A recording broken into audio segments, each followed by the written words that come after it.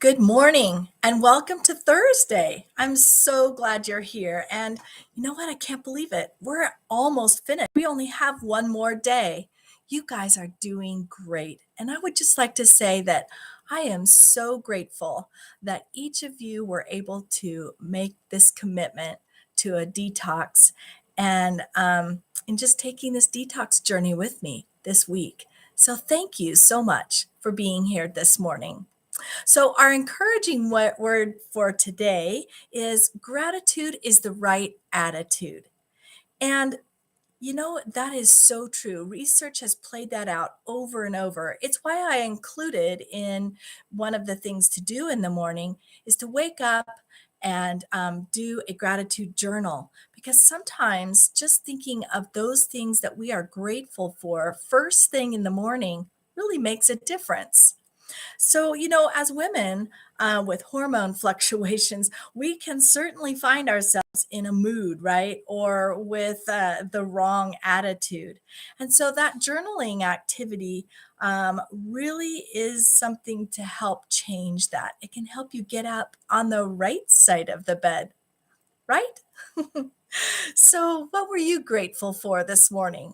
I was grateful that the sun was out. It's so beautiful. And, sometimes when we get up and we appreciate what's happening, even the bad things, or not bad things, but like I was grateful for the snow and been grateful for the rain and been very careful not to be complaining about how much rain we're getting and how much snow. And because we really needed it, it was very dry. So having that grateful attitude really has kept me positive and then that means today, when the sun is out and shining and there's snow on the ground and it's beautiful out, I can have a really positive attitude. So, if you don't have time to write down in a journal um, what you're grateful for at the beginning of the morning, I would recommend that you could even just say it to yourself in the mirror. The idea is that your brain is hearing or receiving the message, the positive messages that you're sending it by being grateful and making a list of things or people or situations that you're grateful for each day. So today, during our little chat together here this morning, I wanted to address cravings. I know you all have them, and I'm sure that you've been battling some of those during this last week. And cravings kind of play into that whole idea of our attitudes, because sometimes if we're craving something or we're cranky or we're depressed, we reach for something to make us feel better, right? So I wanted to take a look at what are some major causes, and there's five of them I want to point out this morning. Some causes for cravings and why you might experience cravings. Um, the primary reason for a craving usually is primary foods. And what I mean by that is things that we don't put in our mouth. So, a primary food is something like you're dissatisfied with a relationship, or maybe you're getting the wrong kind or amounts of exercise. We've talked about that, and that can make you have a craving as well. Stress, excessive stress, or just a stressful situation can make you have a craving.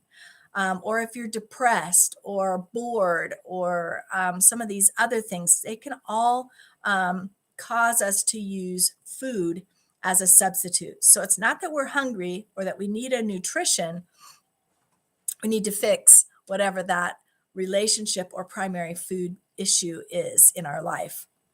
The next one is water. Believe it or not, when you lack hydration because you haven't been drinking water throughout the day like you're supposed to, it can manifest as hunger.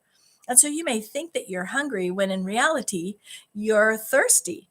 And so I always recommend that if you're feeling hungry or you're wanting a snack, have a glass of water first and then say, do I still want that? And if the answer is yes, then have it. Because the other thing is, we don't want to stress out over not having a snack, right? And especially if it's something that we're craving. It's kind of like yesterday, I was standing at the grocery store, and you know how they always have the candies there, right? So we're at the health food store, and right there in front of me are these um, dark chocolate peanut butter cups. Just one, it's about this big. no big deal. And I went, wow, I really just want one. Well, really, what was happening is I needed the sugar for some instant energy because it was late in the afternoon. I didn't take time to have our detox lunch yesterday. I was working pretty much through lunch. So I was hungry and I needed some energy, some quick energy. And quick energy comes in the form of a good dark chocolate and some peanut butter protein to back it up. And so I had one. And that way I didn't have to stress over, oh my gosh, I'm on a detox. I can't have sugar, da da da da da. Nope. I was there. It's a small little piece of candy and I had it. And I felt good afterwards and I was able to make it to dinner time where I had a nutritious dinner. So it's things like that you just need to keep in mind. It's important to give your body what it asks for. All right, another one. So water. Water is important. Make sure you have water. And I had water during the day. I just was low energy. Um, the next one is seasonal cravings. And so a lot of times, if you ever notice, like I always go, it's soup and stew weather, because when we come to winter, we want to have those kinds of seasonal foods. So we're looking for warm foods or maybe even spicy foods to kind of heat our body internally. You might find yourself craving more meats during the winter time because again, those proteins provide the added energy that you need to metabolize and do all the things that your body does during the day. Oils and fats, you may crave more like oils or fats in your diet, but we want to make sure we're listening to what our body is saying. Okay, the other one is lack of nutrients. And that's kind of what hit me yesterday, right? I was lacking nutrition because if I had had the nutrition at lunchtime like I was supposed to, my body wouldn't have been craving like I need some energy now. And so yeah, things like inadequate minerals in your diet can cause you to crave salts. I always noticed that when I used to ride horses and train and stuff that I would be craving a bag of potato chips when I got done, something salty when I got done sweating and working out. Not only was my horse sweaty after working out, but I was too. And so you notice that there's that craving for something salty. The other one is, like I said, lack of energy. And so when you have a lack of energy, you either crave caffeine or something sweet because your body's looking for an instant fix. And so we want to talk a little bit here in a minute after this next one. How to listen to what your body is saying. What is it actually saying to you? The other cause for cravings is hormonal. And I'm sure you can all identify with this. These are unique cravings. They're like, when you were pregnant. So I just remember with one of my two daughters, I remember I was pregnant and craved all the time. I wanted either a chocolate milkshake or, and I know they're not very nutritious, or crunchy Cheetos. I don't know. They're just kind of, who knows about our hormones. Sometimes, they just cause us to want silly things. So sometimes that can happen. You might also notice cravings right before your period, if you're still having those. And those of us in menopause have unique cravings as well. And I think they're sometimes different than any of the cravings we've had before. So, in fact, I would be really interested to hear what your menopausal craving tends to be.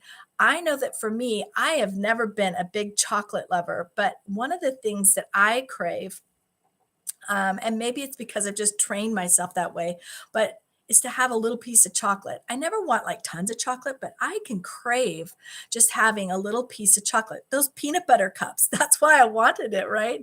It was a craving, it was a hormonal craving as well as being an imbalance in my diet and needing to have some food and energy and food producing energy. So we want to really listen to what our body is saying to us. And when we have these cravings, it's usually your body trying to tell you something. And so I want to take a look at some of those cravings and just kind of interpret them for you. And I have included in your email today a list of uh, food cravings and what they mean. And I've also included a, um, a healthy snack list. So feel free to print those out, keep them where you can find them easily so that you can refer to them and get yourself what it is that your body's asking for. And so I'm going to just start right straight up with chocolate because we just talked about that one. And sometimes chocolate is a magnet. Chocolate can relate to a magnesium deficiency. And so, what should you eat instead of having a chocolate? Perhaps your body needs some seeds like the little pepita pumpkin seeds or raw nuts or fruit or a leafy green vegetable. Those are things that have good amounts of magnesium in them, and they're a great way to satisfy that craving for chocolate. Another one is breads. How many of you out there are like, feel like you're a bread addict? Oh, I just need some bread. And so, what does that mean? What's that craving all about? What is your body trying to say to you? And a bread craving generally means there's a nitrogen deficiency. So, how do you fix a nitrogen deficiency? I mean, we know that with green plants to fix a nitrogen deficiency, we just add some fertilizer, right?